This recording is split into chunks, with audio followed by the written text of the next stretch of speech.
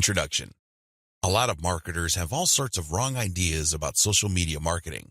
Some think that you only need to post viral content to get tons of traffic overnight. They actually believe that if you are able to pump that much traffic to your target website, a large chunk of those people will buy whatever it is that you are selling. Maybe you're selling services, maybe you're selling an event, or maybe you're selling products from an online store. It doesn't matter.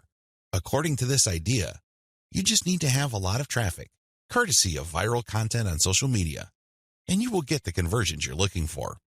There is an assumption that social traffic, regardless of which platform it comes from and regardless of how you qualify that traffic, converts to sales readily. Sadly, none of these assumptions are true. In fact, all of them are tragically mistaken.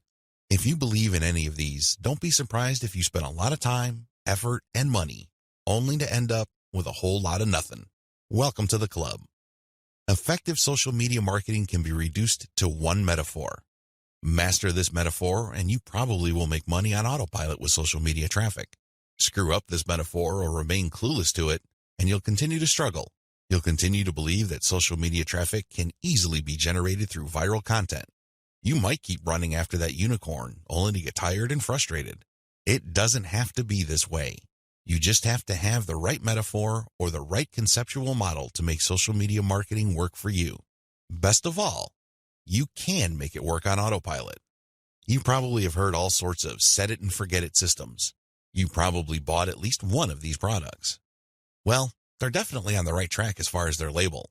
Social media marketing can be automated. It can be mastered to the point where it can produce income after you've said it. But getting there is another matter entirely, and that's the price people have to pay. And unfortunately, most people are not willing to pay that. They're excited about shortcuts, but they're not willing to take the stairs to get to the top. At the back of their minds, they're thinking that there has to be some sort of elevator. There is no shortcut. You have to work with this metaphor. And what am I getting at? Well, the secret to effective social media marketing is an inverted pyramid. It looks like a funnel. That is the metaphor you should have in your mind when thinking of ways to get traffic from social networks and social media platforms and turning that into cold, hard cash in your bank account. I need you to keep this idea of an inverted pyramid in your mind. It should have a wide base at the top. The top of that pyramid is heavy visibility. It has to be there.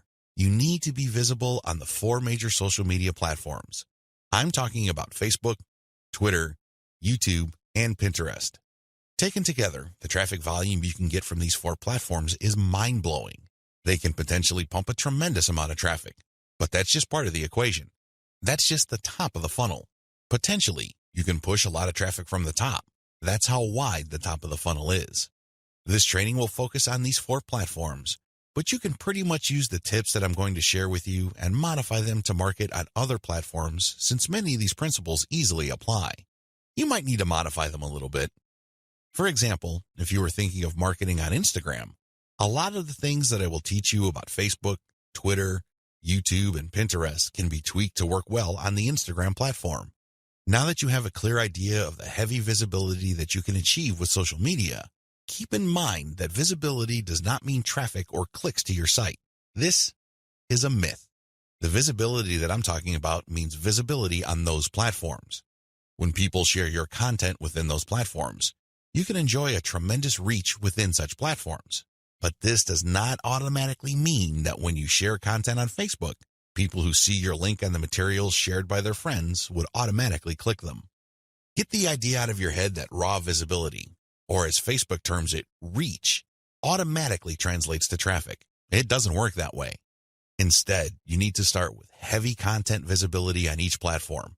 People must see your stuff there. You must achieve a wide enough reach. People may not necessarily click on through to your site, but that's secondary. At this point, you just want your brand to be visible. You just want people to become familiar with your brand. So what's the big deal about visibility anyway? You may be thinking, since visibility doesn't mean actual visitors to your website, what good is it?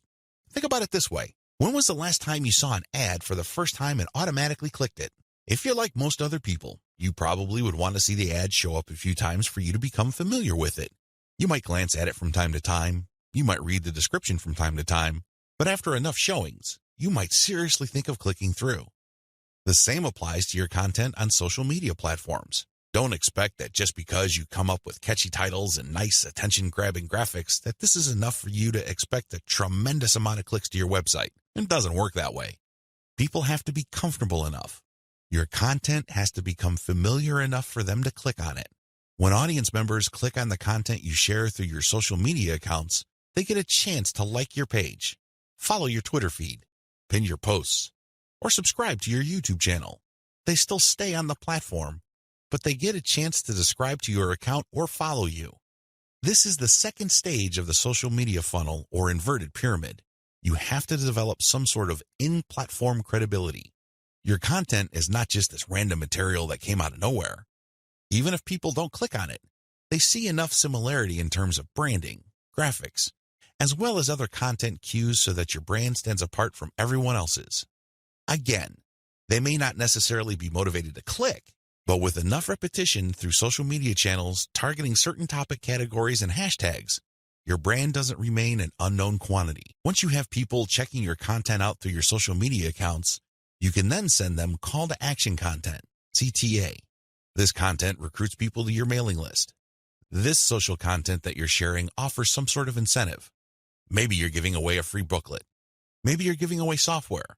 Whatever the case may be, there is some sort of giveaway to incentivize people to click on that link, enter their email address, and join your mailing list. Whether you use freebies, special content, special free tickets to an online webinar that's pre-recorded, it doesn't really matter. Whatever the case may be, the end game is to get people to join your list. The end game? Well, when you look at the funnel, the end game is to get people to that narrow end of the funnel. At that end, you're not necessarily getting them to click on an ad to buy something. You're doing something far more valuable. Instead, you're calling them to action so they join your list. You are converting your social media reach, meaning the top end of the funnel, to list membership, which is at the very narrow point at the bottom of the inverted pyramid. This is where the magic happens. Once people join your list because you have successfully incentivized them to enter their email on your squeeze page, you get a tremendous opportunity to build a long-term sales relationship. That's really the best way to describe it, because when people give you their email addresses, what they're really telling you is that they trust you enough to want to have a business relationship with you. This means you should not abuse that relationship. You should not send them garbage. You should not send them spam. And by spam, I'm talking about material that is not related to the topic of your list. Stay on message, because if you're able to do this, you would have a tremendous opportunity to shape the conversation and continue to sell and convert your list, not just once, not just twice, but over the long haul. There are many successful list marketers who make 7 figures every single year, and all they have is a mailing list. It all depends on how you build that list, who's on that list, and what you are selling on that list. Regardless of how you cut it, you can turn what would otherwise be a huge amount of social media reach into a loyal list. This is the secret to effective social media marketing. You probably haven't heard this before. I wouldn't be surprised, because the vast majority of social media marketing books out there try to trick you into thinking that you just need to harvest all this traffic from social media so people can click like monkeys on the ads on your website. Maybe that worked when Facebook first launched nationally. It definitely doesn't work today. Sadly, this is where too many marketers fail. They screw this up. Now that you know the secret, here's some bad news. This is precisely the point where too many marketers screw up. When they're sending social media content, they promote their squeeze page directly. Although the squeeze page gives away freebies and incentivizes people to sign up, this is too much too soon. And, not surprisingly, a lot of these marketers burn through a lot of exposure just to get people to their list. Worse yet, when these people join their mailing list, they're completely unprepared. They don't know what to expect. They're not properly conditioned. A lot of them are not even fully qualified to become list members. So what do? They end up doing a whole lot of nothing. This is actually the worst kind of list member. It's much better to just have a very tiny list, because if you have a huge list and almost everybody doesn't do anything to put money in your pockets, you're going to be paying for those list squatters month after month. Alternatively, you might attract list bouncers. These are people who join your list just to get whatever premium you're offering, download it, and then promptly unsubscribe. They have effectively bounced from your list. Effective social media marketing. Effective social media marketing means using your social media traffic and highly effective content shared on social media to build successful relationships. Your email list is going to be the platform you will use to convert the relationships made possible through all that social media traffic. You're essentially creating highly targeted mailing lists using content shared on targeted channels on social media. This is the secret to effective modern social media marketing. What social media marketing is and what it isn't. There's a lot of misconceptions regarding what social media marketing actually is. In fact, when you come across people who call themselves social media marketing consultants or practitioners, chances are very high that they will give you different definitions. Part of this is due to the fact that there are many different points of emphasis when it comes to social media marketing. Some people focus on the content. Others pay more attention to the network that the content is going to be addressed to. Others give more of their focus to social engagement. Naturally, to the layperson, social media marketing is a big question mark. I understand if you're confused at this point. In fact, you may be so confused that you try to simplify things in your head and end up focusing on how to get as much traffic for as little effort as possible.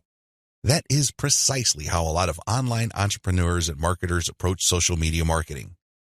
Sadly, that is a one-way ticket to failure or disappointment. It's not just going to work out sooner or later. With any kind of project, you have to have the right definition. Otherwise, you're making things harder on yourself. Depending on the definition you go with, you might have all sorts of expectations. And if these outcomes do not come to pass, your resolve and your motivation levels start to suffer. You have to work with the right definition. A winning definition. With all of the above said, what is social media marketing for our present purposes? Well, since this training uses list marketing as its main vehicle for converting social media reach into cold, hard cash, social media marketing is all about content-based audience relationship building. Let me repeat that. Social media marketing is all about content-based audience relationship building. You need to use content in a strategic way. You need to speak to certain audiences and build a relationship with them. This relationship is not this broad word that makes people feel good, but ultimately doesn't mean much of anything. Instead, this relationship has a tangible form. And I am, of course, talking about your mailing list. Once you get people on your mailing list, that's when the fun begins. Everything else is just a workup or a preliminary prior to that point. You need to get people on your list. Social media marketing is going to be your primary vehicle to get people to your list. Everything has to revolve around that list. And this must shape, inform, and guide your social media actions. Managing your expectations. A content-based audience relationship approach to social media marketing sets different expectations compared to other ways of defining this type of marketing. When you read the typical social media marketing book, for example, How to Dominate Twitter, the focus is on traffic. Unfortunately, if that is your main goal, you end up with a the more the better mindset and you feel really depressed at the end of the day because the traffic doesn't come. Even if it does, there's not going to be enough of it. You have set yourself up to fail. When you use a content-based audience relationship building approach to social media marketing, your focus is on getting the right content in front of the right eyeballs to build the right levels of trust. This is a long-term game. It is definitely a marathon, not a sprint. Since that is your expectation coming in, you position yourself for a long-term victory. You're not going to be the typical failed social media marketer who jumps into the game with both feet, only to find out that the traffic simply isn't there. So what do? That's right, they quit. Manage your expectations by focusing on the right definition and you will be okay. The worst thing you can do right now is to sabotage any chance of future success by defining the problem the wrong way and filling your mind with all the wrong expectations. Social media marketing can build brands if. Now that we've defined social media marketing, the next step is to focus on the end result of this content-based audience relationship building approach. If you do everything right, you walk away with a brand. And let me tell you, that is the best asset you will ever have. Now, in terms of real-world traffic, you may get a low to moderate level of traffic, but if you build a solid brand, that traffic is all you need. That is qualified traffic. These are not random people just blindly clicking on links out of curiosity. These are people who are actually interested in whatever it is you are trying to sell. They want to truly learn more. They want to build a relationship with you because they want to know what you're about, like what you have to offer, and eventually trust whatever it is you are pushing. These are real people. And this is only possible if you build a solid brand. You have to deliver solid value. I wish I could tell you that content marketing is enough to do it. I really wish I could say that, but that is not true. That only explains part of the situation. Sure, you have to deliver content that people truly are interested in, but at the end of the day, when they join your list, they are expecting and deserve value. That's how you build a solid brand. When people join your list, they will quickly find out that they did not waste their time because you send high-quality updates that actually add value to their lives. Social media marketing can explode the rate at which brands are formed. That's why a lot of people are ranting and raving about social media marketing. But a lot of them are clueless as to how to build a solid brand.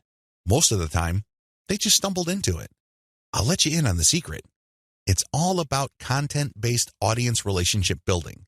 There are many different parts to that equation, and I'm going to walk you through them in a practical way in the following videos.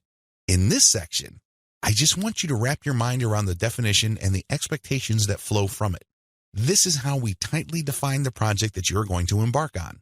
Anything less, chances are, you're going to beat yourself up unnecessarily because you just had unrealistic expectations. This is not one of those get-rich-quick schemes. This is not one of those overnight success stories. This requires real work. This is the real deal. Are you ready for the journey? Great. Let's get on to video 2. 8 reasons why you need to do social media marketing.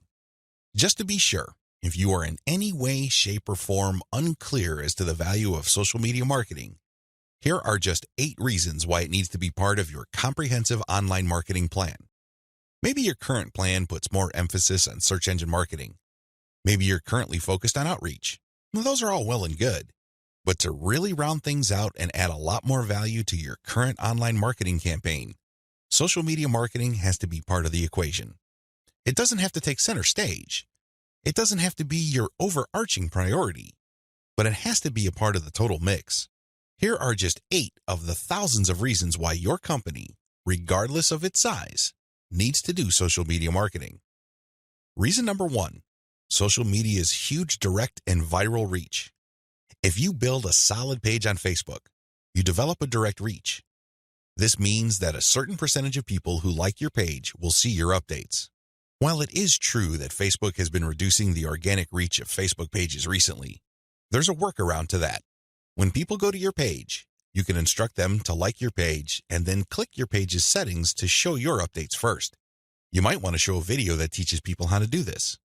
You might even post an animated GIF. Whatever you do, clue people in that they can fix their settings to see your updates first. Now, for people that take the time and bother to do this, you have to offer content that is really valuable. This puts the onus on you. There has to be real value on your page for them to want to do this. But you can increase your direct reach by instructing people. On top of that, when people like your content, they can share it on their wall. Since people on Facebook have friends and their friends have friends, this can easily have an exponential effect. In fact, even if your page only has 100 likes, but these are real people with real friends, don't be surprised if one of your posts gets really viral and spreads all over the place. Social media enables you to have a large direct reach. It also provides you with a tremendous opportunity to enjoy an exponential content coverage. Reason number 2, social media is habitual. While different demographics have shown softening or weakening of social media usage on a daily, weekly, or monthly basis, this still doesn't take away from the fact that a lot of people habitually use social media. In fact, a lot of people do this the first thing in the morning. When they wake up, they go to their mobile phone or tablet and check their updates. It can easily become a habit. This gives you a tremendous opportunity to get your content and brand in front of many interested eyeballs. Reason number 3, target audiences use different content formats. The great thing about social media marketing is that you're not restricted to just one content format. You're not restricted to video, pictures, links, blog posts, text, or audio files.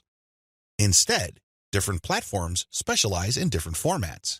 And when you create content for one platform, you can easily make different versions of it in different formats to spread out to other platforms.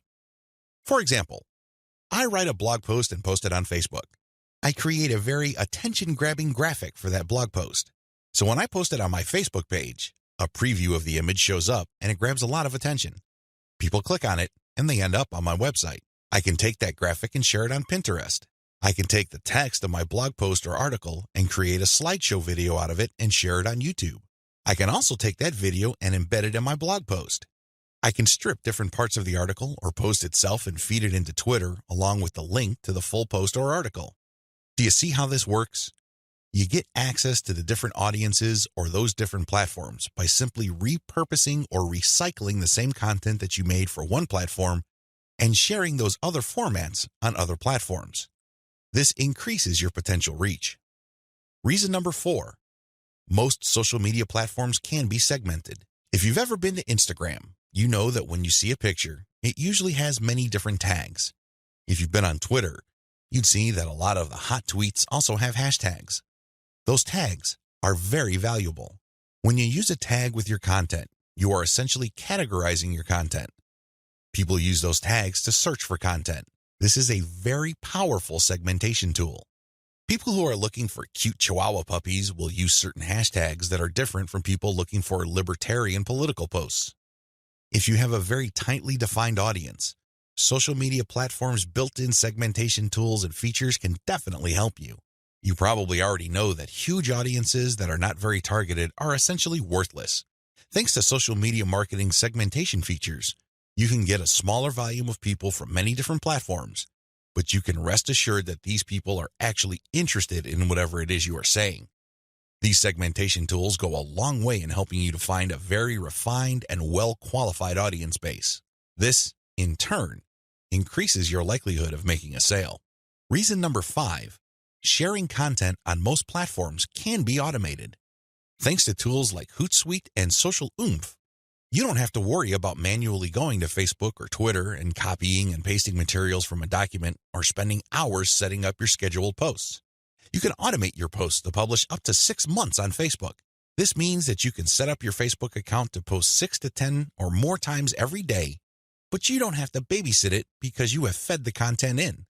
The best part is that a lot of these automation tools use bulk feeds, meaning you can format your content in an Excel file and convert it to CSV and plug into these tools. You don't have to input the materials one by one. Talk about saving a lot of time while also maximizing your reach. Reason number 6, you can run a 2-track marketing campaign using mailing lists. The heart of a content-based audience relationship marketing campaign on social media is to build a highly targeted mailing list. Now, this is not what you think. A lot of people are thinking that once they build the list, they're on their way to becoming a millionaire. Absolutely wrong. They're missing a step. When people join your mailing list, it really is a general mailing list. By general, I'm not saying that it talks about all subjects under the sun. I'm not talking about that. Instead, I'm talking about general interest in the specific topic. You really don't know yet at this point who is a buyer and who is a person who is simply looking for information and is still trying to make up their minds whether they trust you enough. You create a general list, and then eventually you try to upsell them to a buyer's list. How do you do that? Well, you sell low-cost items on your general list. You can sell a booklet for $1. It doesn't really matter what the price is. It has to be very low because what you're really trying to do here is that you're trying to give people a means to identify themselves as a buyer, and you want to make it as smooth and easy as possible. $1 is almost an afterthought to most people. They won't think that it's too painful to buy your product. But once they get to your buyer's list, you eliminate them from your general list, and now you have a pure list of buyers. That list, my friend, is a gold mine. That's where you send your money-making updates. That's where you get people to check out your case studies and get them to pay top dollar for whatever affiliate programs or original products you are pushing on your buyer's list. This is called a 2-track marketing campaign. It's extremely powerful, and it has made a lot of people rich. But you have to step away from the very common mistake of thinking that once you get a lot of people to your mailing list, you have it made. Absolutely wrong. There is another step that you need to take. Reason number 7, your brand gets natural repetition through multi-platform marketing. Assuming that all your social media accounts on all 4 major platforms look similar to each other, you get many bites at the apple. You really do. When people run into your brand on Facebook, there's a chance they might run into your brand on Twitter. If there is enough graphical similarity between your brands, then they can see that you're all over the place and they can converse or engage with your brand regardless of where they are on the internet. Eventually, this builds a tremendous amount of familiarity and people might become so comfortable that they join your mailing list when you call them to action. The best part of this is that it happens naturally by you simply creating accounts on all the major platforms. Your brand speaks to people who are interested in your niche, regardless of where they go. Reason number 8. Save money through content repurposing. Make no mistake about it, content generation is expensive. Even if you hire highly qualified, talented, skilled, and experienced people from countries with huge numbers of people who speak English as a second language, you can still be out thousands of dollars every year. High-quality writers from places like India, Pakistan, and the Philippines may be cheaper than American writers, but their costs still add up over time. One of the things about social media marketing that really excites me is the fact that you can create content and repurpose it into many different formats. This reduces your cost. If I hire a writer from India and pay that person $1,000 a month, I can get a fixed amount of content. At this point, I can choose to pay that person another $1,000 to get even more content, or I can take whatever content he or she produced and turn them into videos, infographics, or strip them down into questions for tweets. I can turn them into diagrams. I can take the voiceover of the video that I produced and turn it into a sound file. I can even make a slideshow of those materials. Once I have all this repurposed content, then I can share them on format-specific platforms. For example, I can share the slideshows on SlideShare. I can post the infographics on Pinterest. I can post the product shots or general product pictures on Instagram. I can post the questions on Twitter. I can also post the videos on YouTube. Best of all, I can post all the formats on Facebook. Do you see how this works? When you do this, you buy content once, repurpose it, and share it so you get a higher chance of getting traffic or visibility with that repurposed content. You're not creating content constantly. In fact, the name of the game is to produce as little content as possible, but market these high-quality pieces widely. This is how you maximize their value. The old idea of constantly publishing content just to get a few eyeballs here and there is dead. Seriously, that's a one-way ticket to the poorhouse. Your better approach would be to make that content work for you by converting it into many different formats. You then share these different formats on platforms that specialize in those formats. I hope the 8 reasons above are clear and that you are pumped up to do social media marketing right. In video 3, we're going to talk about picking a social media marketing campaign that is most likely to produce results for your type of online business. See you there. You need to modify your social media marketing campaign based on your online business type. I know this video is going to throw a lot of people off, but people need to understand this. One of the major reasons why a lot of otherwise intelligent and experienced social media marketers fail to get the results that they're looking for is the fact that they're using the wrong approach. Their approach to social media marketing and the websites they're promoting is a one-size-fits-all approach. Now, you don't need me to explain to you why that's a bad idea. It doesn't work in most areas of your life, and it definitely doesn't work when it comes to social media marketing. You can't look at this project with the mindset that as long as you pull traffic from social media platforms, then you can use the exact same method and the exact same communication tactics, regardless of the online entity or business you are promoting. Since we're using content to develop relationships on social media platforms, this one-size-fits-all approach is even more fatal. I mean, it's a bad enough idea as it is, but if you were to use a content-based campaign, it gets even worse. The reality is that different business types require different content and publishing strategies. You have to customize, modify, and tweak your particular content and publishing strategies on social media to fit the type of website you are trying to promote. Now, there are a huge number of website variations out there. In fact, there are too many. I would venture to say that the only limit really is your imagination. But if you were to categorize these different website types into 4 rough forms, they would more or less fall into the following: publishing, e-commerce or dropshipping, email lists, and traffic sales. Again, there are many variations of these, but if you were to look at the different types of businesses out there, you can pretty much reduce them to these 4 types. When you study these closely, they have different needs. They have different features that must be addressed. Otherwise, you're not going to get the results you're looking for. Unfortunately, a lot of social media marketers would try to promote a blog the exact same way they would try to promote a dropshipping or e-commerce website. Similarly, somebody who is essentially just trying to sell their social media traffic is trying to do content marketing like somebody with a blog. It doesn't work. It doesn't make any sense. The bottom line is obvious. Different strategies require different content types. You must start with the type of online entity you are promoting. Are you promoting a blog? Do you have a website that uses a lot of articles? Do people contribute content? Well, you have a publishing website. Do you have a dropshipping online store? Maybe you built it with Shopify and you use Overload to get products from AliExpress. When people buy stuff from your storefront, your software orders the materials from AliExpress and you keep the difference. Maybe you sell from your own inventory. It doesn't really matter. You run an e-commerce website.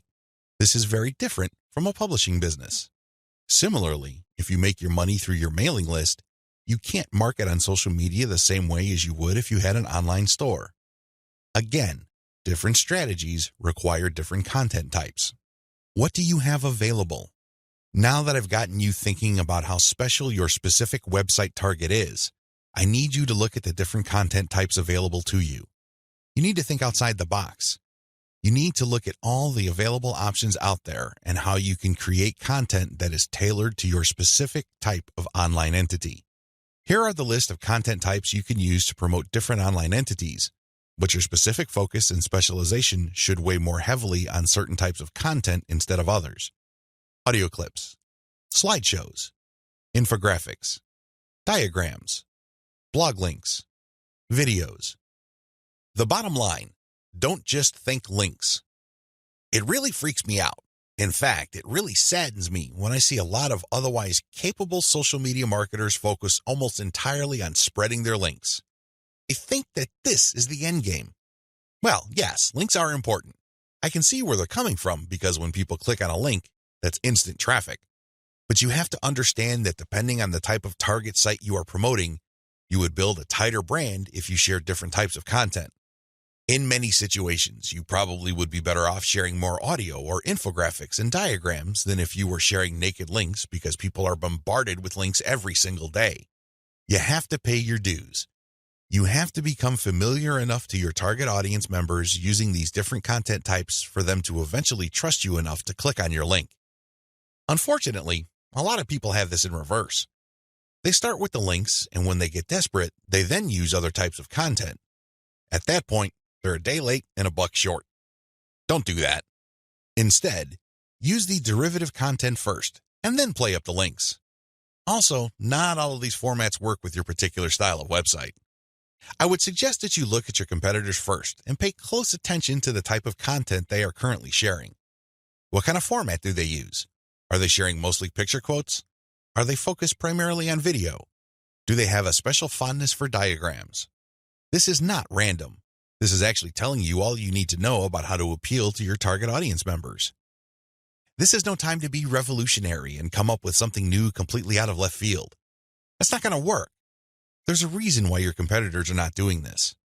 At this point in the game, you should focus on what everybody else is doing and reverse engineer their formats. Once you have established a distinct brand, then you can experiment with different formats, different ways of doing things, and possibly coming up with something that is distinct to your brand. But until and unless you reach that point, you need to focus first on reverse engineering what everybody else is doing. In other words, let them do your homework. Focus on what they're doing right and build on it. Figure out their areas for improvement and come up with a more compelling offer. Pay attention to what they're not doing. Avoid those because obviously it doesn't pay. I hope I'm being clear here. Make sure that your content types as well as your sharing strategies fit the type of business you're in. A little bit of reverse engineering can definitely go a long way. The classic way to do social media marketing and why it is a waste of your time.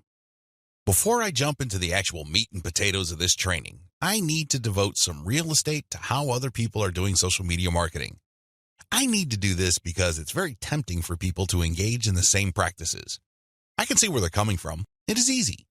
It's like seeing some chump change in front of you, and it's almost irresistible to fight the urge of bending over and picking up that change. But when you do that, it will throw you off. It will give you a false sense of incentive or reward, and don't be surprised if you end up giving into your worst instincts only to walk away with less than nothing. This happens all the time because human beings, being the way they are, would always take the path of least resistance. Who can blame them?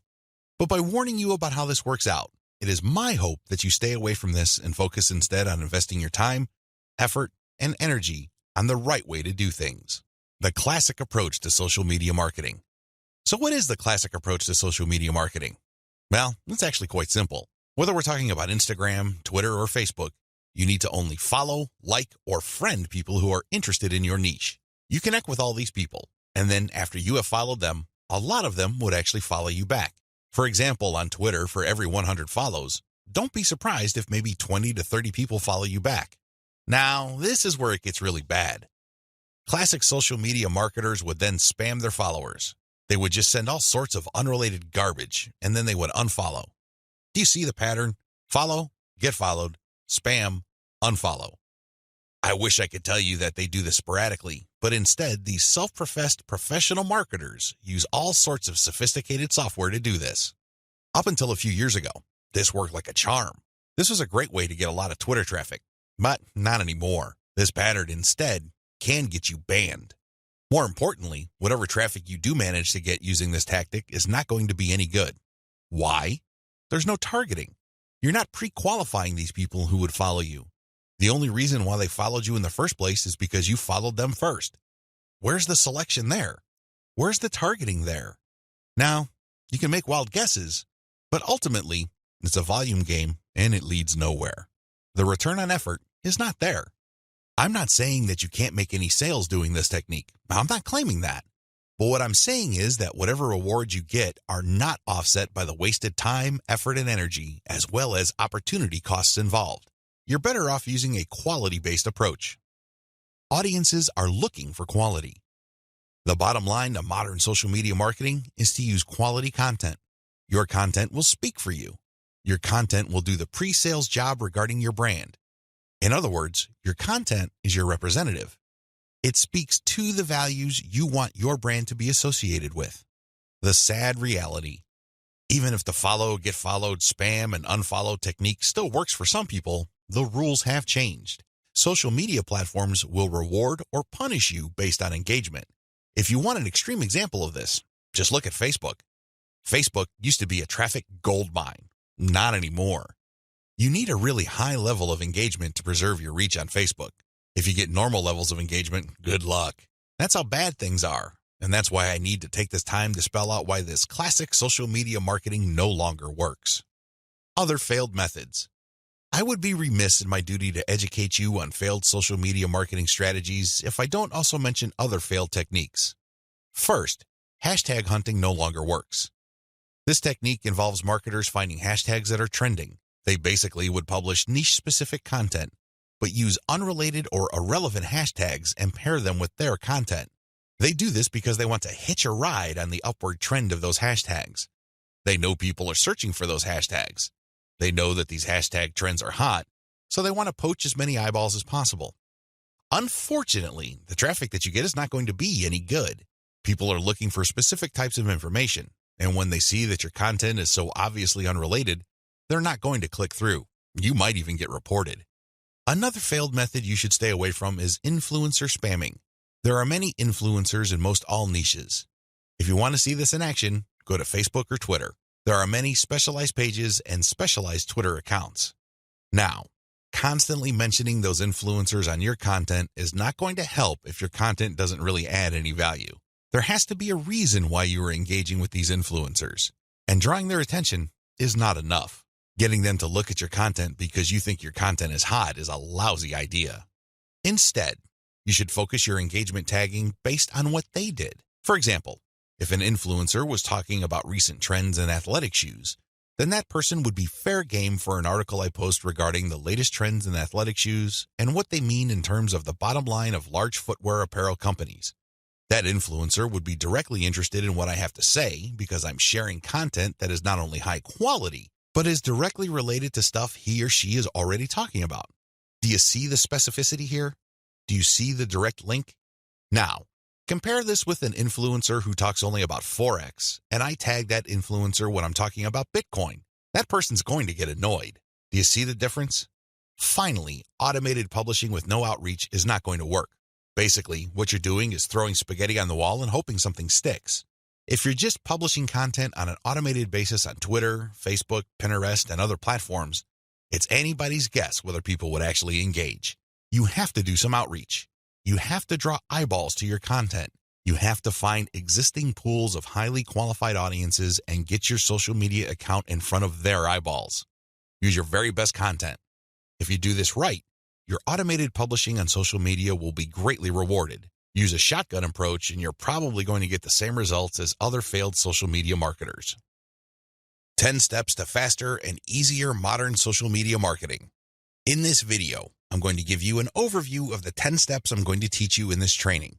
This training is a product of many failed experiments. Believe me, if you've been exposed to some type of hot or groundbreaking social media marketing technique or strategy, I've been there. I've done that. This training is a product of all my experiences. I know what works and I know what doesn't. I also understand that people have different skill levels, time horizons, and project resources. I understand the limitations. I understand most people's concerns regarding social media marketing.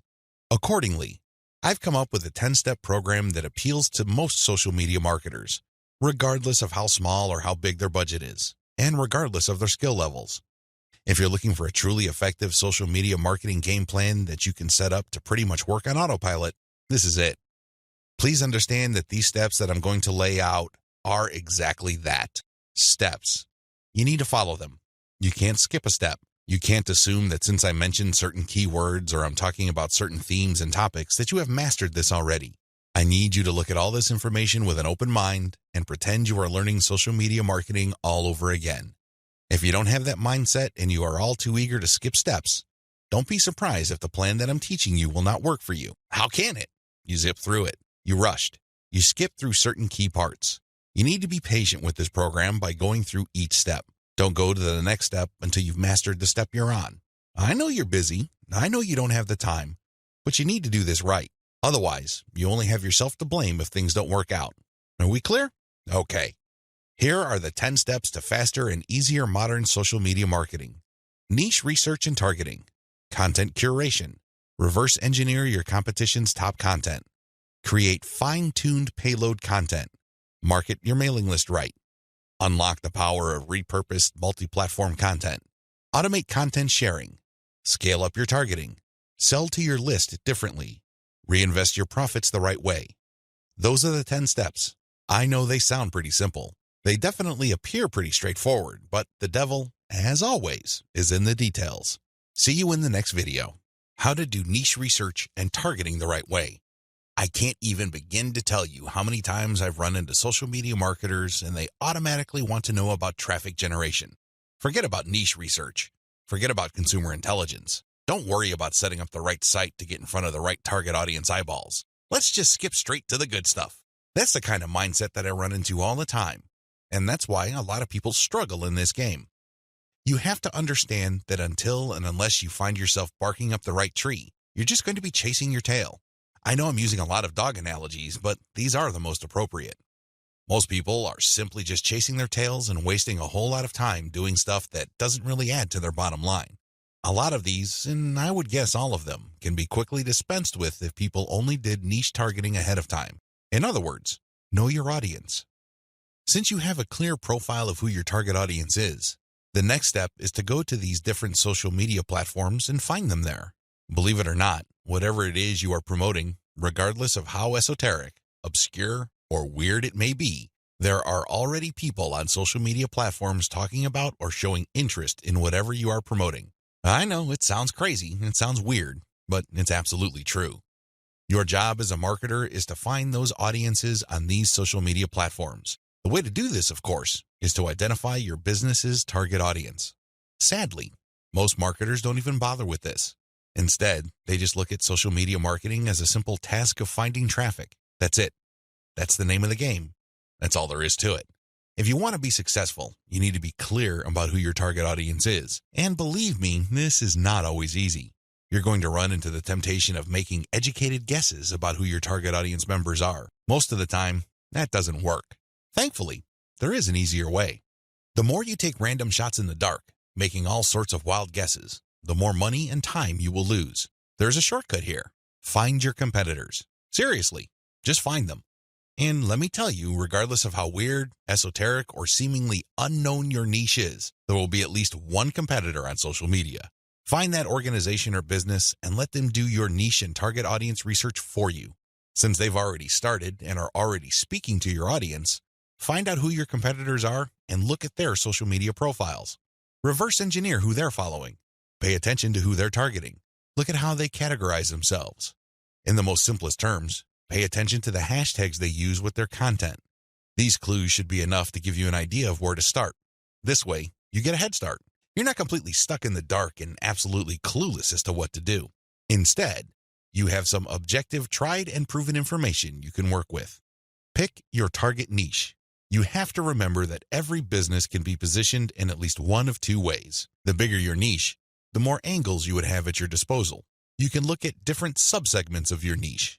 You need to understand how this works because you might think you have a clear niche, but it may well turn out that there are many different layers or tiers to that niche. There might be different subsegments there.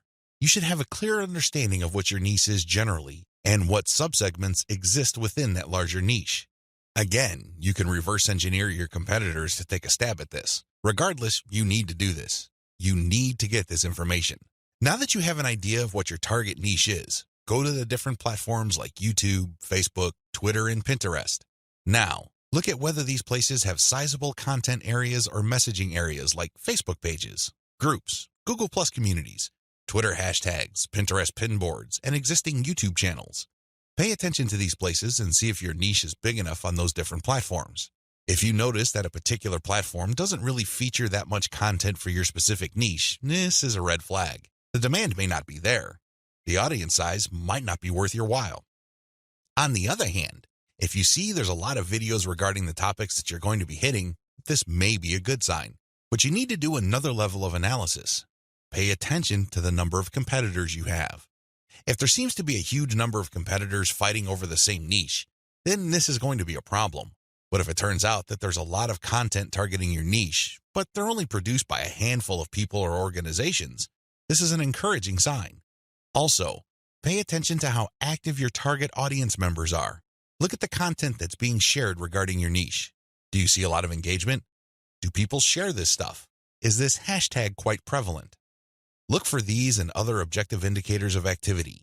When you wrap your mind around these indicators, then you should have a clear idea of whether you should target your niche at a particular platform or whether you should ignore a platform altogether. List out your niche indicators. While you're doing reverse engineering, pay attention to how your niche is indicated on platforms. These involve hashtags, categories, keyword targets, labeling patterns, and tags. Use these to do the analysis I described above. Again, in any niche, there are sub-niches.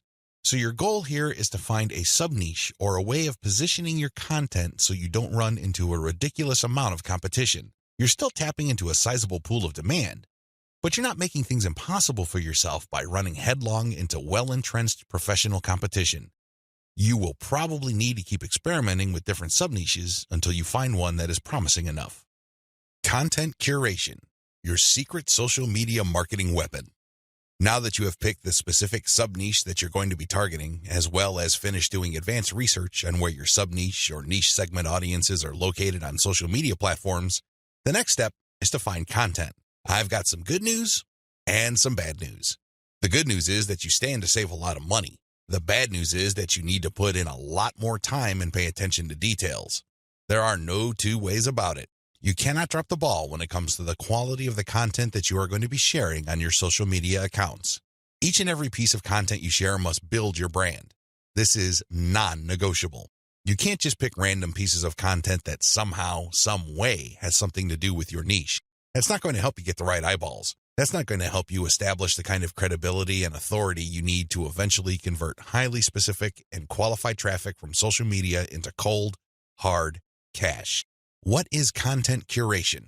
As I mentioned above, you stand to save a lot of money with content curation. This should be obvious.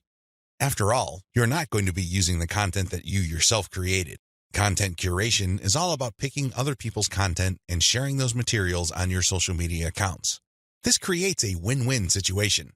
Since you're sharing links and descriptions of such content, the creator of that content gets free traffic. You, on the other hand, get to build up your credibility because people are rewarded for following your accounts with highly targeted, highly specific, value-added content. Everybody wins. The user wins, you win, and of course, the original content creator comes out ahead. This is how it's supposed to work. You win big time because you save a tremendous amount of money not having to create a huge amount of original content. If you've ever tried to write your own stuff or outsource content creation, whether in the US or to other parts of the world, it can get quite expensive very quickly. Content curation enables you to build credibility with your audience in a very inexpensive way. You use other people's content. You get to entertain them, build credibility, and gain their trust. The downside here is the time. Sure, you're not spending greenbacks, but you're definitely going to be spending time. As I mentioned above, you cannot be indiscriminate when you are trying to do content curation. Whatever goodwill you have built up for your brand will go up in smoke if people catch on to the fact that you are just randomly curating and spreading low-quality content that may have something to do with your niche. That's not going to cut it, not by a long shot. Adopt the right content curation strategy. Now that you know where your target audience members are on social media platforms, you build credibility by populating your social media accounts with highly credible, high-authority third-party content. This is called curation. In between those materials, you're going to be sharing your own original content. From time to time, you're going to call people to action to take a look at the incentives you're giving away for them to join your mailing list. This is how you play the game. When people follow you, they are rewarded with top-notch content. It doesn't really matter whether you produced that material or it was written by somebody else. Your followers get rewarded for following your account. They get niche-specific material. Eventually, you build trust with them because you only send them the very best materials. They start paying attention to your own materials. More importantly, they start noticing the content you share, which actively encourages them to sign up to your mailing list. This is the key. You intersperse your own original content. You create an impression of quality in their minds because you're sending only the very best third-party content.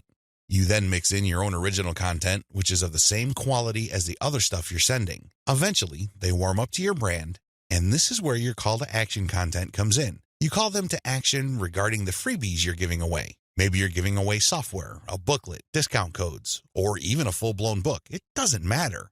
You are ethically bribing them to enter their email addresses so they can download the incentive. That's how you build up your mailing list.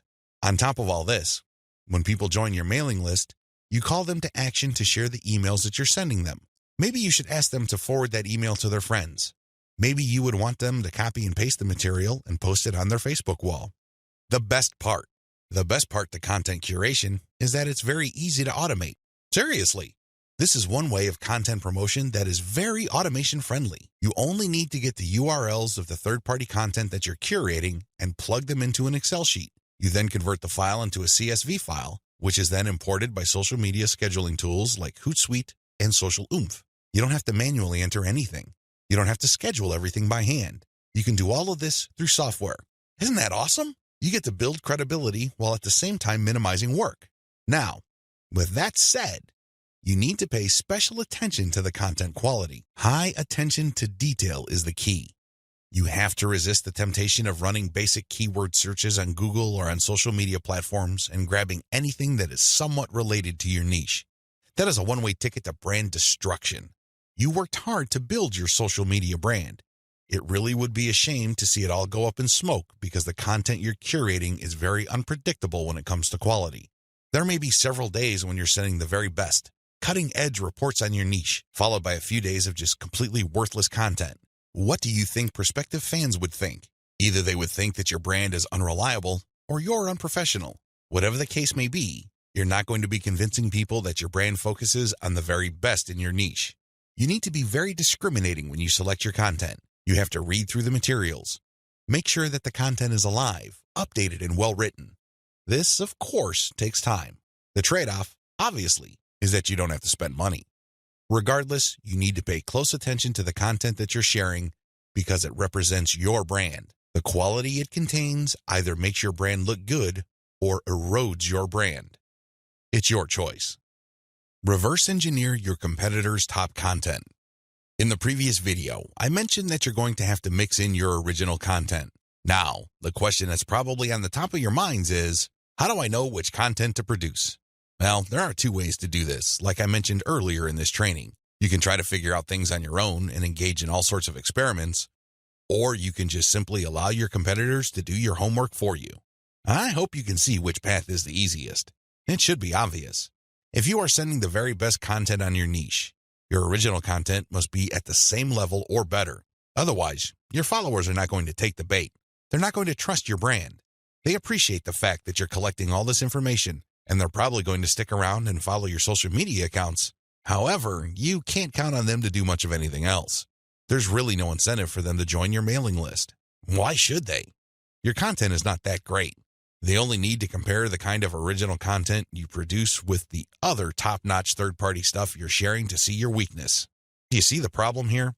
You have to produce top content if you want your brand to be credible. Thankfully, this is easier than you think. Simply reverse engineer your competitors. Look at their most successful stuff. How do you know? Look at the social media indicators of their content. How many likes does their top content get? How many shares? Is there any other indicator that shows that this content actually has traction? Maybe you should pay attention to the number of comments for that content. Maybe you would want to run a backlink checker on a piece of content and see how many other blogs or websites link to that piece of content. This is how you measure the overall success of any single piece of content so you can use it as a template, if you will, for your own content. I'm not saying that you should rip it off. Instead, I'm encouraging you to use it as a starting point and come up with something so much better. Focus on what works. When you look at your competitors' most social pieces of content, you are basing your own original content on themes and topics that actually work. They have traction with your target audience members. You're not wasting money or time taking wild guesses. This is one of the most common mistakes social media marketers make. They think that they have the best ideas regarding hot content in their niche, so they come up with all sorts of content that they think is just plain awesome, only to fall flat on their faces. I'm telling you, for every 100 pieces of those types of original content, maybe 10 would gain any sort of respectable traction in your niche. It's too expensive, and it burns too much time. Thankfully, there is a better way. You just need to reverse engineer your competitors' most successful content. Use that as a starting point. You can adjust them. You can modify them. You can come up with your own variations. But at least you get a head start. At least you're in the ballpark when you start off. You're not just taking random shots in the dark. Learn from your own success. After you have started curating and mixing in your original content, pay attention to your statistics. They should tell you which of your content gets the most love. If you notice that a handful of your curated third-party content gets a lot of retweets, shares on Facebook, or any other indication of social media engagement, pay close attention to those pieces of content. At some level or another, they struck a nerve. They caught your audience members' attention in a very positive way. Find these successful curated pieces of content and create original versions of them. Similarly, if you have many different original pieces of content, only a handful of them will be really successful. Pay attention to those. Find them. Once you've identified them, create more of them. Focus on the same themes and present similar information the same way. The key here is to focus on what works and expand it and grow it. Ditch the stuff that failed. Build on your strengths. Create derivative, cross-platform variations of your most successful content. Now that you have a clear idea of how to create content that has proven traction, don't just keep reverse engineering it.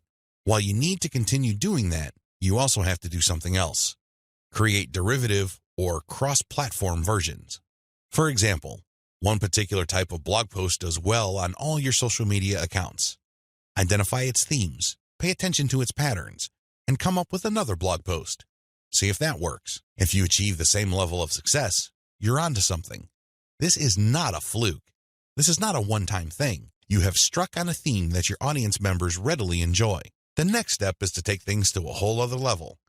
Instead of just cranking out yet another blog post, create videos about that theme, make specialized diagrams, produce infographics. Take these materials and share them on social media platforms that specialize in those formats. For example, for blog post URLs, share them on Twitter and Facebook. For videos, share them on YouTube. For diagrams and infographics, share them on Pinterest. Drilling even deeper, look at your hottest blog posts and strip out key questions and use these as leads or titles for tweets. Tweet the same content several times over the course of a week. Of course, don't drop it all in 1 hour, but space them out. Still, when you use the right questions, you become very visible on Twitter. Pair these with the right hashtags. The bottom line, the great thing about content curation is you save a lot of money, but you are also positioning yourself to build on your strengths. You focus on things that you're doing right and figuring them out so that you can predictably produce successful content. Now, this is not going to happen overnight. You have to keep experimenting until you find the right themes that consistently work with your audience. Fine-tune your payload content. As I have mentioned previously, you can come up with your very own content based primarily on the social signals of the top-notch third-party materials you are curating. Put simply, when you are going through your research, you will keep coming across certain pieces of content which get a lot of engagement on social media. These are all the objective indicators you need to understand that you are looking at high-quality, high-demand content. At that point, you can come up with your own version of that content. You can use it as a template, so to speak. Another approach would be to just do curation first. You just take all the high-quality third-party content with great social signals and put them all on auto-publish on your social media accounts. You run this curation campaign for several weeks. Soon enough, you will see a pattern. Eventually, you will see that some of these materials get a lot more engagement than others. At that point, you can then come up with your own version. Personally, I pick my own content using both methods. If I'm in a hurry to get people to sign up to my mailing list, I do the first method. But if I'm unsure about the niche or I'm still trying to feel my way around in terms of understanding my audience, I would stick to the second method. There's really no one right answer. It really all depends on your situation. The great thing about the second method is that you are picking out your original content strategy based on what actually works in terms of your social media accounts. You have to understand that even though high-quality third-party content may have a lot of objective social signals, those signals may have been generated in different contexts. Maybe the original publisher was doing something that you may not be doing. Do you see how this works? Still, you can definitely do the first method if you're in a hurry. But if you have some time to spare, you might want to try the second method. Do curation first, let it run, and then pay attention to your statistics. You should be able to see a pattern. In fact, based on my experience, content that tends to do well often falls within a narrow range of themes. In fact, in some of my campaigns, almost all of the content that got a lot of love from the internet was focused on one question. That's how focused your audience's needs may be. You should pay a lot of attention to the following. Look at the engagement of the content and the click-through. A lot of social media marketers drop the ball at this point. They think that it's all about engagement. I'm telling you, regardless of how many likes, shares, or comments a piece of content gets, if people don't click through, those engagement signals are not worth much. Remember, at the end of the day, you want traffic. That's the whole reason why you're doing this in the first place. Getting caught up in how many shares, likes, or comments you get is not going to do you any good. You have to always pay attention to the click-through. There has to be some sort of ratio between total engagement and click-through.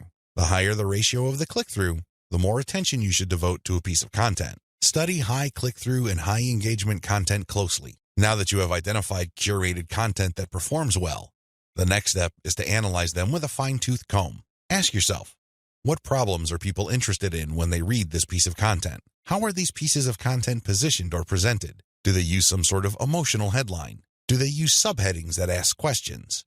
Do they drag the person along? Or do they just lay out the information dead center? Pay attention to cosmetic issues. People do judge a book by its cover, and blog posts and articles are no different. How are these materials formatted? Do they have big pictures? Do they have header pictures? Do they use diagrams? What are they doing exactly? Once you've answered all these questions and you're comfortable with the answers you got, the next step is to create your own content specification sheet. This is going to be your template. Now, make sure that you're not just basing it on one successful piece of content. That third-party content might be a fluke. The company behind it might just have gotten lucky, and for some reason, that piece of content went viral. That's not going to help you. You have to base your template on the success of many different pieces of curated content. This way, you can be more confident of the fact that even if you barely comply with all the specifications, you would at least get some decent and positive results. Using the information above, create payload content. Now that you have gotten your template together, you need to create your own high-quality, high-engagement original content. This content is going to be used to sell people on your mailing list. When they read this content, they're supposed to get excited about joining your mailing list. This is content that is most likely to be credible and most likely to be shared. Are you excited? Well, don't get too excited. A lot of people jump in with both feet and they end up sabotaging themselves because the payload content they create looks like an advertisement. That's obvious spam. Nobody's going to trust you with that. You're obviously trying to pull tricks and play games. That's not going to work. Instead, the content must be informative. Think of it as an infomercial. You're selling something, that much is obvious. But people have to walk away with solid value. You have to walk that tightrope. There's a thin line between shoving stuff down people's throats and providing solid value without asking for anything in return. You have to come up with a decent compromise between the two. The bottom line is, whatever you do, the content you produce must be valuable. It must add value to the lives of people reading your materials. That's how you build credibility. That's how you get people to get excited about your mailing list. Remember, your list is supposed to add value to their lives. It's going to be very hard to give that impression when the content that you share is worthless. I hope you can see that. I'll see you in the next video. Market your list right. Now that you have figured out your payload content, the next step is to understand what kind of giveaway you're going to have to use to get people to sign up for your mailing list. In an ideal world, people can see the value you bring to the table. They only need to look at the content you share as well as the crucial information they get from your premium content. They see this premium content and they see what you're about, what you have to offer, and why it's such a good idea to sign up to your mailing list. Unfortunately, things don't work out that way. Even if you have the very best blog posts and articles on your website, people still need a push to sign up to your mailing list. This is where incentives come in. You're going to offer free, high-quality premium content, but you're going to repackage it in a way that people would appreciate. Maybe you put in a book. Maybe you come up with some sort of cheat sheet or resource sheet. Or perhaps you can strip it all down into a booklet or even convert it into software form. Whatever the case may be, this premium free giveaway content is going to act as an incentive for people to join your mailing list. They get a copy of whatever it is you are giving away for free in exchange for their email. I call this an ethical bribe. You're bribing people to sign up to your list. Normally, they wouldn't. Only a very few people would take the time and bother to sign up for your list, regardless of how awesome your blog posts and articles are. That's just the reality. Finding out what to use as an incentive. I hope you can see the logic behind giving away freebies so people can sign up to your mailing list. People need a push. People need some sort of extra sweetener to get the deal going. They need something extra to get them off the fence and onto your mailing list. Now, the next step is to figure out what kind of incentive to give away so people would join your mailing list. The good news is, you don't have to start from scratch. You don't have to take wild guesses. You don't have to take shots in the dark. When you pay attention to your top-performing original content, you should have all of the information you need to come up with a compelling incentive. For example, if you run a gardening blog and you notice that a lot of people click on share and otherwise engage with your content on tomatoes, it's probably a good idea to come up with a free giveaway book on how to build your own inexpensive tomato greenhouse. You see how this works? Pay attention to your best-performing original content. Look at the questions they answer and look at the questions they fail to answer. This way, you can use your popular content as a launching area for your incentive content. You let your readers know that if they need more information, and they will because the content that they're enjoying or missing certain items, they should click on this link. That link, of course, is your squeeze page. The squeeze page advertises your giveaway and lists out the reasons why people would want to download that giveaway. It's pretty straightforward. You're just offering premium content that your other freely available content is already pointing to. They're pointing to that content because they don't contain that material. They do a good job of building credibility and authority. They do a great job adding value to the lives of your readers, but it's also obvious that there are certain parts that are missing. For those extra materials, they have to sign up. It's absolutely free. It doesn't cost them a dime, but they need to sign up to your mailing list. This is how you set up your mailing list. It has to be closely tied to your premium content. Coming up with incentives or freebies that look like they came out of left field because they're unrelated to whatever it is you're currently doing is not a good idea. Chances are quite good that you're going to fail. When you come up with incentive content that is directly related to the materials you're already sharing, you create a feeling of value. There's also a feeling of exclusivity. After people have seen your content and have become aware of what you are and what your brand is about, you let them in on a special premium. This is a special deal that other people who haven't accessed your brand have no idea about. Position all your original content to push your mailing list first. To play up the value of your incentive content, you first have to promote the value of the mailing list. I know this sounds counterintuitive, but if you think about it, it makes all the sense in the world because, in reality, it's the mailing list they're signing up for. The freebie that you're giving away is just a bribe. It's intended to get people to enter their email address and nothing more. If you were to use all your original content to play up the fact that people can get this additional content, don't be surprised if people sign up to your list and quickly unsubscribe because they really don't care about your list. Again, you're walking a tightrope here. On the one hand, you want people to get excited about the premium you're giving away for free in exchange for their email address. On the other hand, you want people to see the value that they would get by being members of your mailing list. This is how you should play it. All your original content should push your mailing list first. I'm not saying that you should not tie it into the incentive, but your original content should highlight the fact that when people join your mailing list, they will continue to get valuable information. This is the key, because when you use your tried and proven content to push mailing list membership, people are less likely to join your list and immediately unsubscribe. They are aware of the value that the list can possibly bring to their lives. You then play up the premium content as part of the membership. In other words, it's an extra. It's not the main focus of the list. Keep the list separate from the premiums you use to get people to sign up to your list.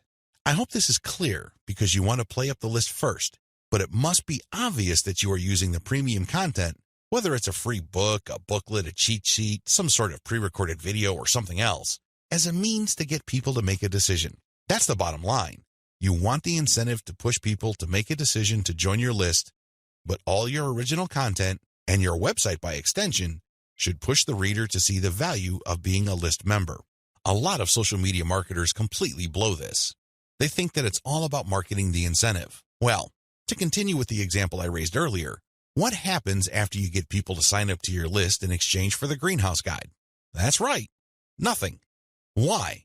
You played up the value of the greenhouse guide to such an extent that people are clueless as to what other value they would get from your mailing list. Indeed, don't be surprised if people start reporting your list as spam after you start sending them updates. They were so focused on getting the free book that the updates from your mailing list completely took them by surprise. This happens all the time because of faulty messaging on your blog or website. You cannot afford to play the game this way. You worked hard to pull all this social media traffic to your site.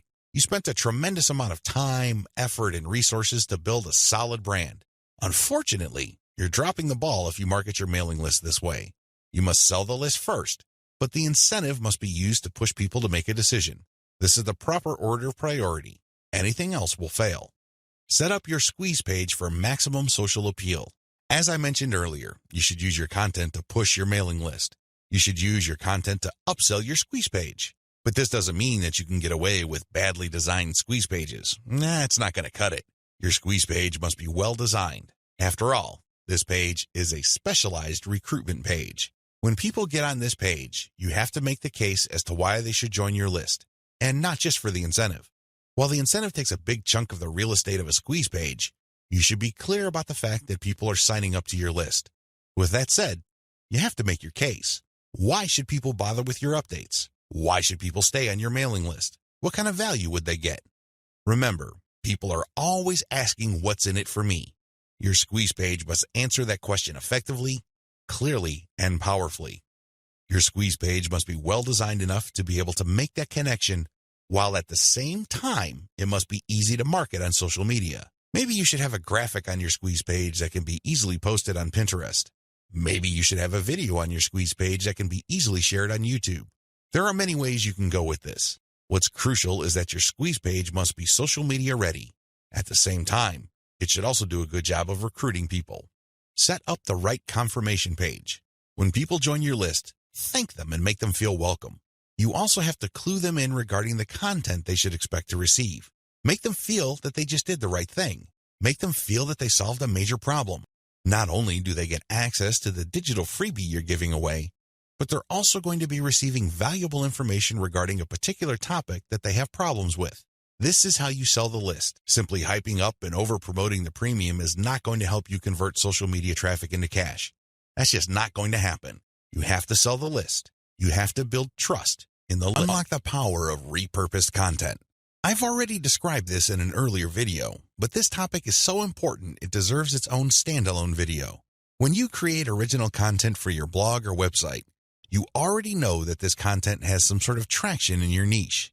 You already know that there is a significant amount of demand for this particular type of content.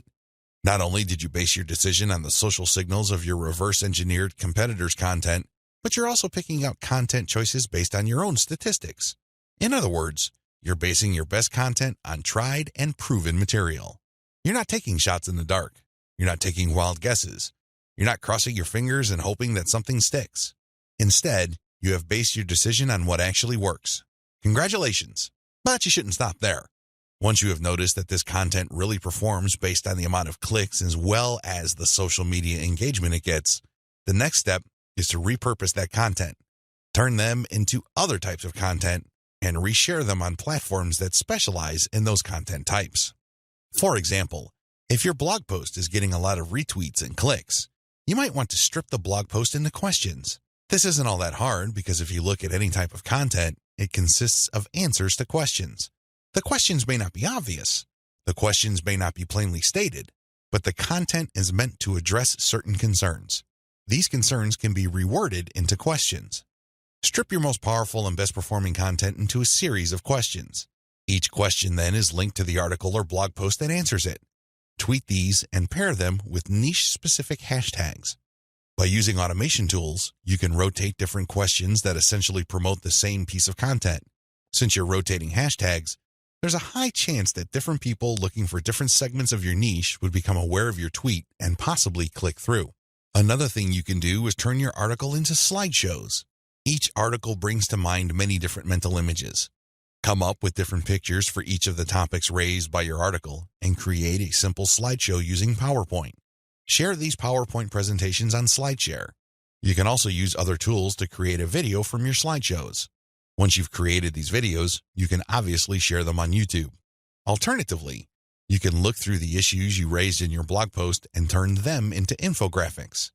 Infographics are essentially stripped-down graphical forms of articles or blog posts. They focus on the most important points you raised and make them easier to understand by the viewer by converting them into pictures. Share these infographics on Pinterest. Finally, you should make sure that all your blog posts or articles have a nice header picture. This way, when you load the link on Facebook, a nice preview shows up. It grabs eyeballs and people are excited to share the content.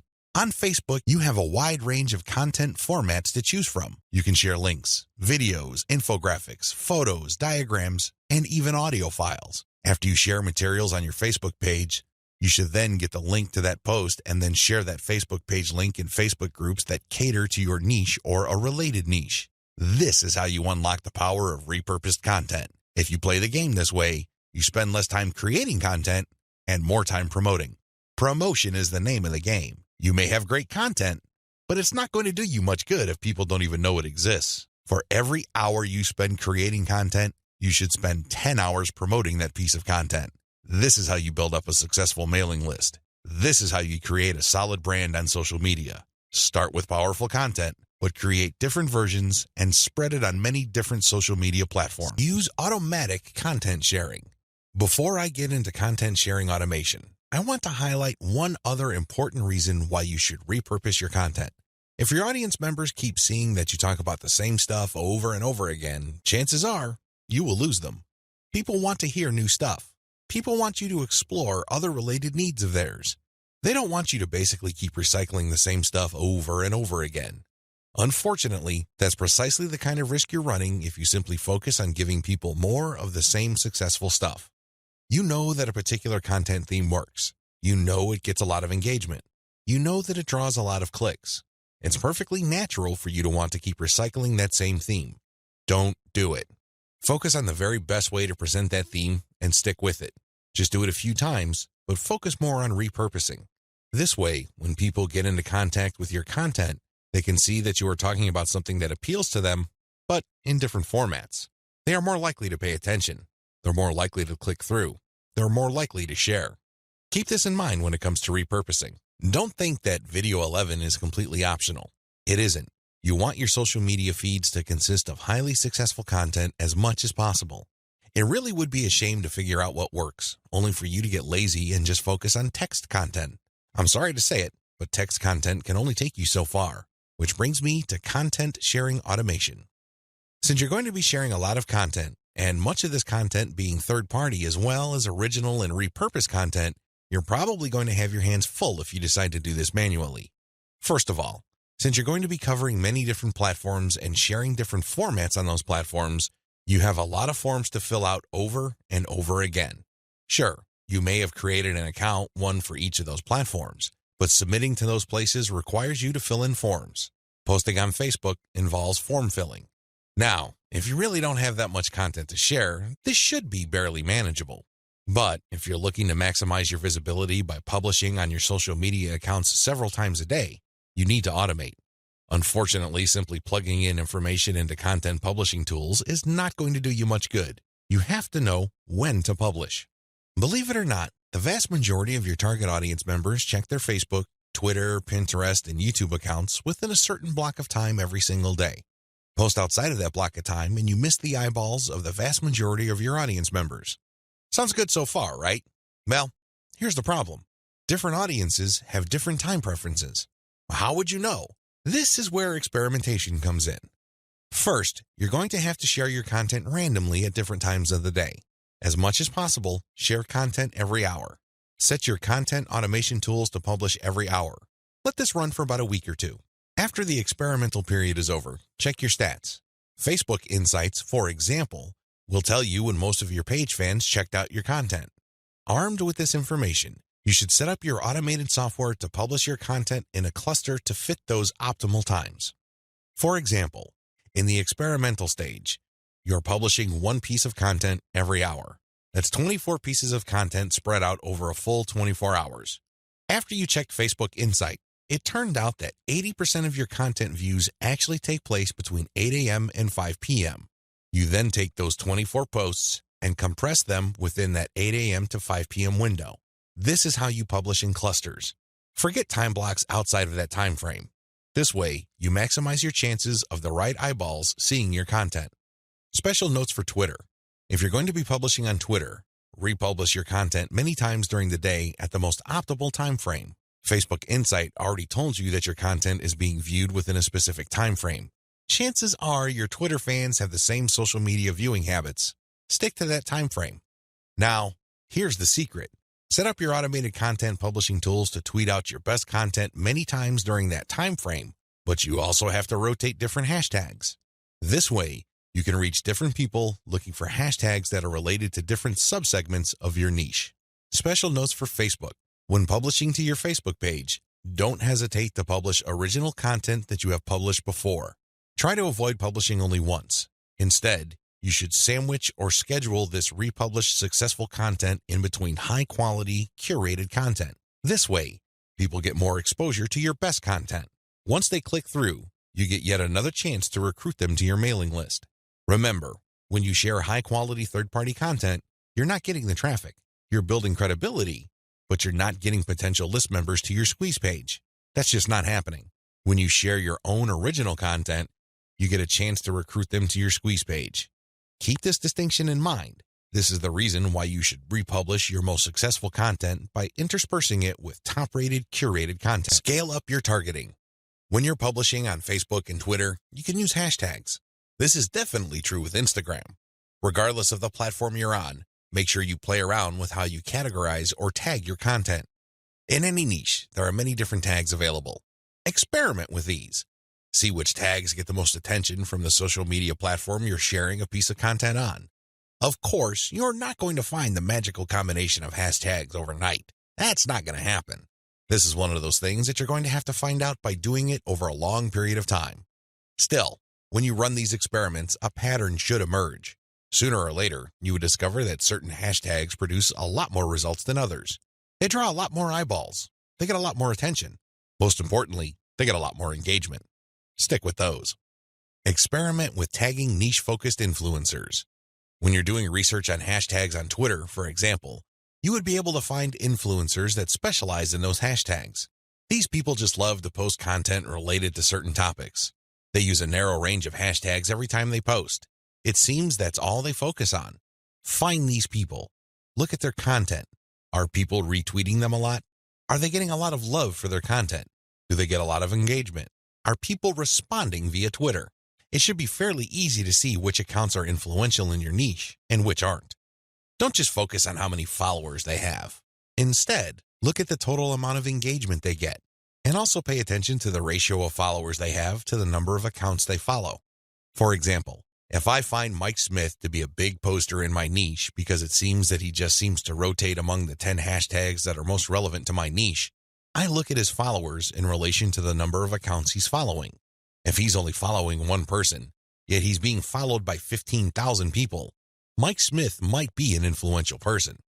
I say that he might be because I'm also going to have a look at the engagement levels of his posts. Are his posts getting a lot of retweets? Are a lot of people responding? Are a lot of people clicking the heart icon? If his content has these factors, then his account is probably worth following. Most importantly, you should tag influential people on Twitter when you post. You use your most powerful hashtags and you mention them in your post. This can help you get on their radar. These people would be put on notice that you are also sharing content that is similar to the stuff that they are interested in. If they check out your stuff and they like what they see, don't be surprised if they share your content with their following. Engage with them. Let them know about your questions or suggestions. In fact, you should engage with them so much that you can possibly create a relationship where they would publish your guest posts if they're bloggers, or discuss whatever it is you're doing on their social media platforms. At the very least, when you partner with them, they become part of your content distribution network. In fact, a lot of them can even get you interviewed on influential blogs in your niche. Don't think that influencer engagement is simply restricted to tagging people. That's just the beginning. That's actually the tip of the iceberg. They can do so much more for you. You just have to continuously engage them and be social. This doesn't mean that you have to kiss their butt. This doesn't mean that your stock response to all of their posts is amazing post or great post, I love it. That's not going to work. That's not going to push the ball far enough. You have to actually engage. And oftentimes, this might seem like you're criticizing them. This might seem that you are offering a negative view, but you need to get their attention. You need to bring home the point that you actually know your stuff and that you are also credible in the same niche space. That's how you get them to take you seriously. That's the kind of engagement that builds respect. Otherwise, you're just going to look like another member of the choir. They really don't have any incentive to interview you or post your guest content. Why should they? You're not really sharing any information or suggesting any points of view that are different or distinctive. Experiment with paid traffic. Only after you have spent a lot of time drumming up free traffic from social media marketing should you even think of buying traffic. I know this sounds a bit extreme, but it's the absolute truth. Why? Well, in the beginning, you don't know when your target audience members will be reading your content. In the beginning, you don't know what their demographic breakdown looks like. How many males compared to females are in your audience pool? Do males or females like certain types of content that you share? What are their age ranges? Where are they located? I hope you see the big picture here. You have to use free traffic to do initial audience intelligence. Once you've gotten all these important insights, you can then start paying for Facebook ads and other platforms' ads. If you start any earlier than this point, you probably would end up wasting your money. Study your statistics first. Pay close attention to audience patterns. Take out ads based on these patterns. Sell to your list differently. At this point, you have turned social media traffic into list members. Congratulate yourself. You've managed to do something the vast majority of social media marketers cannot do, or, worse yet, don't even think about doing. It's quite an accomplishment. Unfortunately, even at this point, it's still too easy to drop the ball. In fact, a lot of people who have mailing lists stay with one mailing list. They think that as long as people who visit their blog sign up to their mailing list, they're good. Well, at a certain level, they're correct. A certain percentage of those list members will buy affiliate products that you promote on your list. A certain fraction of your mailing list will buy your original products. Some may even visit your online store and buy merchandise. But the problem here is that if you accept this scenario, you are settling for cents on the dollar. You really are. Don't you want to maximize the value of all your hard work, focus, and energy you invested in your venture? Wouldn't you want to maximize your return on effort? If you want to get maximum results from your mailing list, you have to sell your list differently. There are really no two ways about it. Every other approach would lead to, at best, mediocre results or, at worst, no results at all. Keep the following tips in mind. Use different content on your list. When people join your mailing list, chances are they joined because they got exposed to some of your content. They already know what you talk about. They are already familiar with the quality of your content. They understand the themes that you focus on. That's why it doesn't make any sense for you to feature the same exact content on your list. Sure, you may make some changes. You might change the title. You might even switch things around. But people aren't dumb. They can see right through that. They can see that you are recycling content and feeding them stuff that they have probably seen before. Do you think this kind of practice builds confidence? Do you believe that doing things this way will build trust? Of course not. You have to use different content. What kind of content will you have to use? Well, first of all, you already know what your most popular pieces of content are. Start with these. No, I'm not talking about republishing them. I'm talking about analyzing them and seeing where the gaps are. Are there any questions that are left unanswered? Are there any questions that were raised by the answers that you gave in those popular pieces of content? These should be enough to get your mind going as to the kind of finely tuned, high-value content that you're going to be sharing on your list. Remember, your updates are the ultimate reward to your list members. Sure, you may have positioned your squeeze page to reward subscribers with a premium, but once they downloaded that premium, they really have no other incentive to keep reading your emails. Do you see how that works? So do yourself a big favor and make sure that the update content you send is the reward. That's how you get people to open your emails and read your materials over and over again. Reward them for being on your list. Don't drop your guard. Don't take it easy. Don't give in to laziness. This is your time to rise and shine. Everything else that happened before this was just a dress rehearsal. This is it. This is where the rubber meets the road, and you better perform. Use premium content. If you really want to hit the ball out of the park with your mailing list, send updates that really highlight how original the content is. Well, how do you do this? Use social proof for case studies. These are testimonials of people that have taken your advice or who have experienced certain things that you talk about. When people read these stories, they can't help but be engaged. They can't help but be absorbed into the narrative. These people sharing their testimonies are real flesh and blood human beings with real problems that your readers can relate to. That's the kind of compelling content that will take your list to a whole other level. Why? Most of your competitors are just recycling their stuff. Sure, they're recycling their best stuff because that material is tried and proven, but they're not really distinguishing themselves. They're not really doing their brand any favors by taking the easy way out. You have to commit to doing things differently. This is how you build loyalty around your content. Remember, when you're running a mailing list, your content is composed of the emails you send out. No more, no less. Upsell, upsell, upsell. I can't say the word upsell enough. If you want your list to make money, you have to upsell. Now, you don't have to be a hero. You don't have to overdo this. You don't have to come off like some sort of super salesman. If you're like most people, you know how annoying pushy salespeople are. You probably will push back. You will probably tune them out and unsubscribe. I can't say I blame you.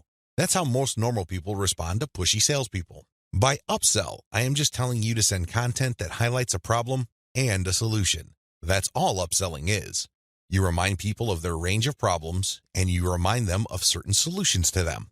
Now, of course, just like with most things in life, there are good solutions and even better ones. Your job is to send email updates that get people excited about finding a solution and laying out common solutions that are good, but are not the best. What you're doing here is you're drawing their attention to the very best solution to their problems. For example, if you run a social media marketing mailing list, you can tell people that creating picture quotes and videos from pictures is a great solution to their original content needs. But an even better solution would be to automate these materials where people just click on images and all of a sudden, a video is created. It saves a tremendous amount of time, effort, energy, and most importantly, the created video would then automatically be uploaded to their social media accounts. That's the kind of distinction between good enough solutions and obviously superior solutions. That's how you upsell people to your list. You're still providing value. You're still answering their questions. You're still addressing their needs. But you're laying out a range of options. They can try to do things on their own or try to do things the way most people handle the problem, or they can try something else. When they look at that something else, that's when you sell your affiliate product, your original product or your service. Regardless of how you do it, you need to upsell, upsell, upsell. I wish I could tell you that this was easy. I wish I could tell you that this is just a simple matter of laying out some alternatives and then playing up the best solution. The best solution, of course, pays you a commission and you make money off each sale. Unfortunately, it's not that easy and it's not that simple. Here's the reason. When people join your mailing list, they actually have different motivations.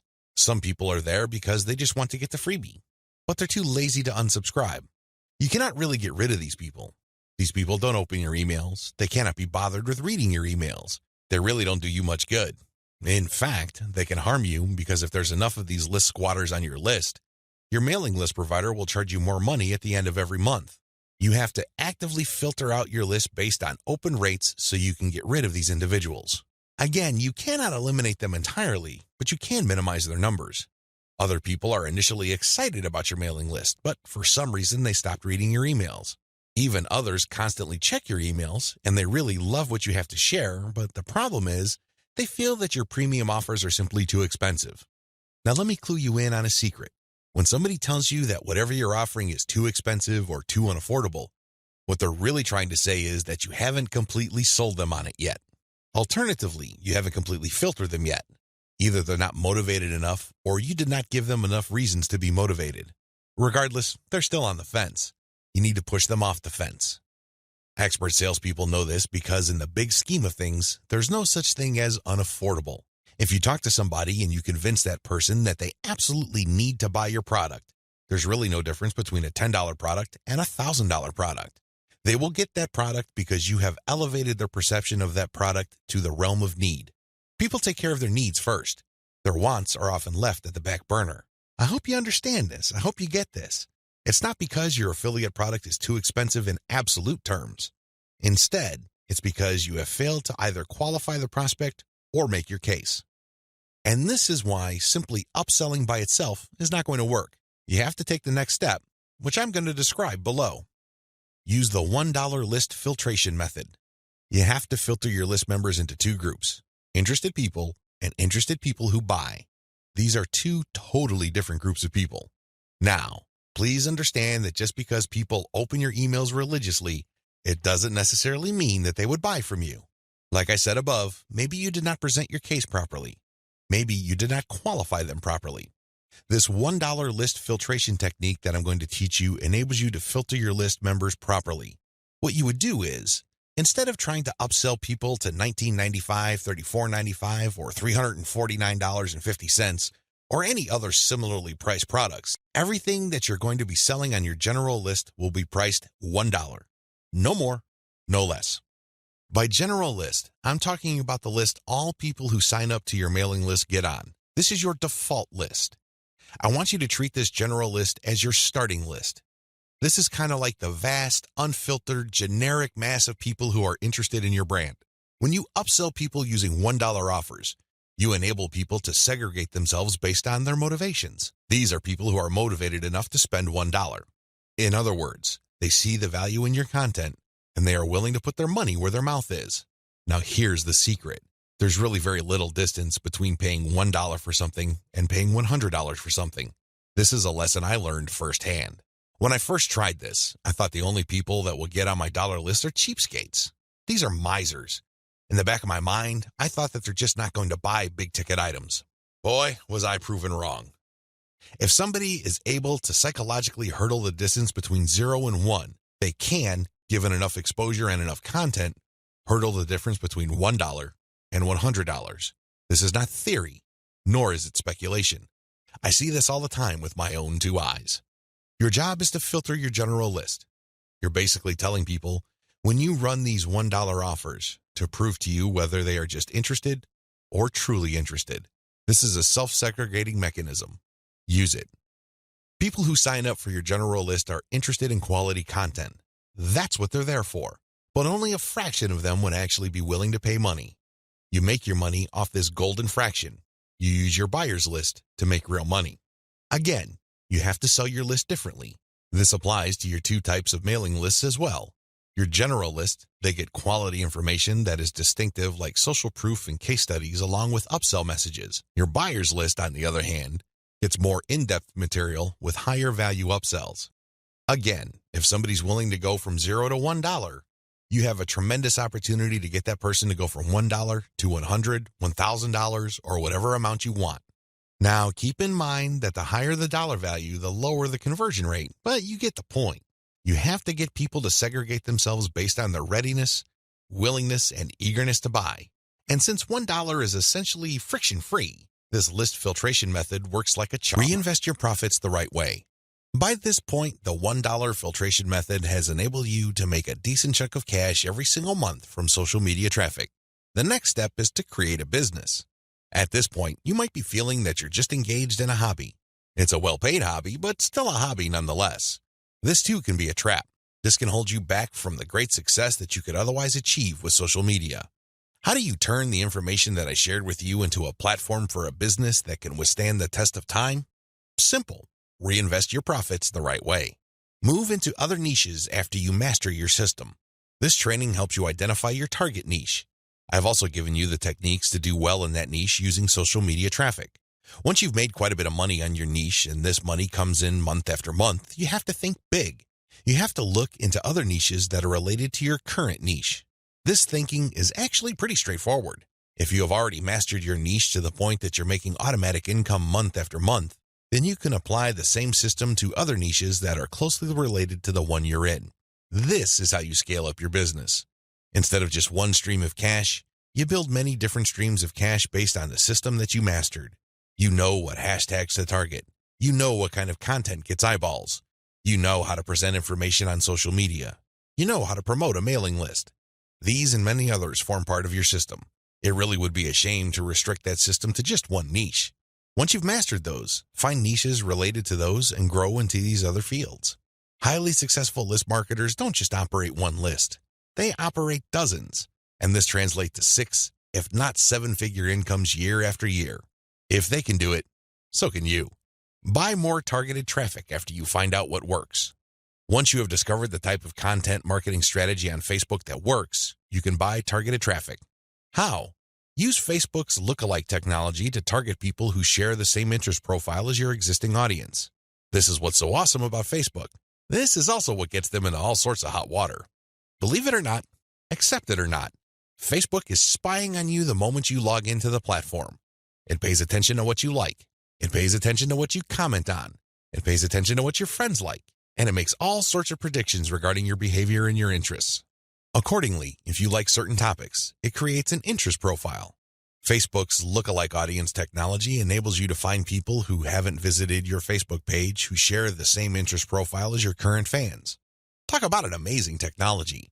Take advantage of this. It enables you to show your brand in front of eyeballs who are more likely to appreciate it. Invest in more original content. You might want to invest in original content. If you're already making a decent profit from your current system, you might want to take things to the next level and add a whole lot more value to the lives of people following your brand on different social media platforms, as well as in your blog or website with original content. Now, this doesn't mean that you have to roll up your sleeves and write everything yourself. You can hire professional writers to do this. Thanks to global outsourcing, you can get high-quality original content from places like ozkey.org without it costing you an arm and a leg.